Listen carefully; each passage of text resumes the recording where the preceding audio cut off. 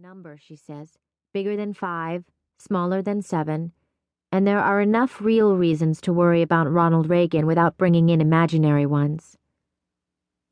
"What's he saying now?" she yells. She's standing on top of a chair, waving a dish towel in front of the smoke detector. But I can't talk and listen at the same time, so I just listen. And Ronald Reagan says God put America between 2 oceans on purpose, to help the freedom fighters in Afghanistan and the Christians and Jews behind the Iron Curtain. I don't understand this, how a curtain can be iron. There was a metal fold-out wall between our classrooms last year at school. Usually it was shut, but when Mrs. West or Mrs. Blackmore was sick, the one who wasn't sick could unhook the latch and push it back so it folded up and we would all just be in one big room together. "No," my mother says. "Iron curtain is a figure of speech. There's not really a curtain anywhere."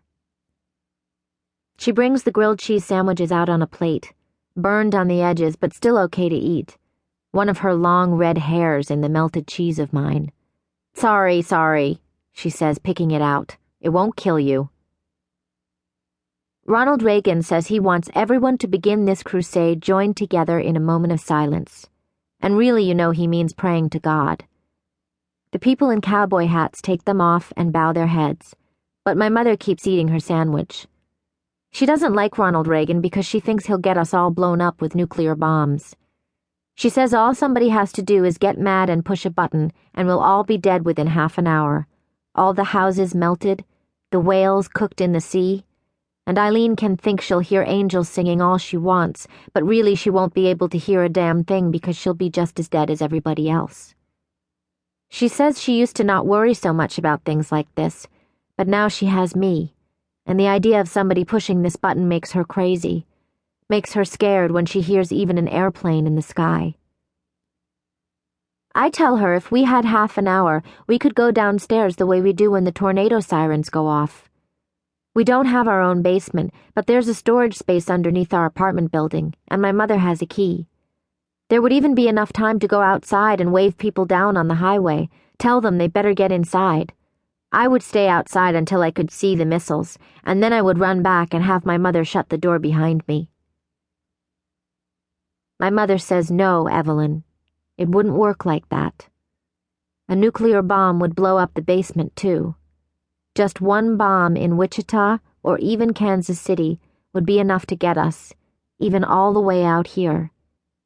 If the bombs start going off, they'll get everyone," she says. "It'll be curtains for us all." But the next time Eileen is here, she says, "Yes, Evelyn, sometimes it does work like that. Whenever a lot of people get killed, there are always a few people who don't."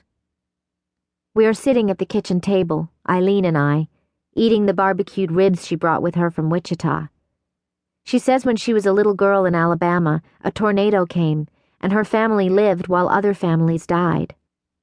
She had been standing outside looking up at the sky as it got darker, feeling the raindrops turn into tiny balls of hail that stung when they landed on the backs of her arms. And then she looked up and saw a cloud turning over on itself and filling up the sky, like smoke coming out the windows of a burning building.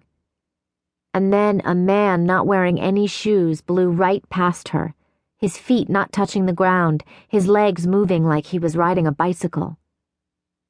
"He looked at me," Eileen says. "He looked right into my eyes." She turned and saw the funnel then, dark and thin like a snake. Her father grabbed her around the waist and carried her down to the cellar, and he kept his arms tight around her and her mother while the house rattled and shook over their heads. "It sounded like a train," Eileen says, "just like a train going right over us." My mother rolls her eyes and says that's what everyone always says about tornadoes. She's standing behind Eileen doing dishes. She won't eat the ribs with us. She doesn't eat meat since she started working at Peterson's.